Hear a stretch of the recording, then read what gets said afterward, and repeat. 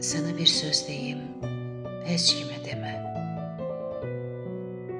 Hərdən göz yaşlarım axır, yatıram. Gecələr hicrindən yuxum qaçanda, əzizim, rəsminə baxır yatıram. Sənə bir söz deyim, heç kimə demə. Bunu mən hamıya sirr eyləmişəm. Səni ilk gördüyüm görüş yerini indi bir müqəddəs pir eyləmişəm. Sənə bir söz deyim, heç kimə demə. Gizli nömrədən zəng vuran mən idim.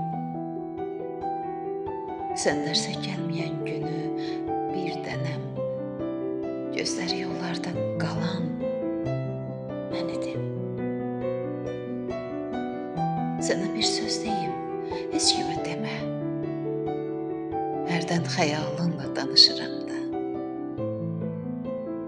Hərdən də küsürəm özümdən, hərdən taleyimlə barışıram da. Sənə bir söz deyim, heç kimə demə. Eşitsə tanışlarım qınayar məni.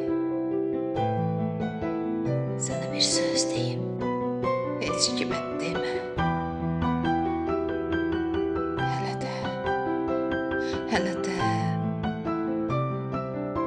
Hələ də səni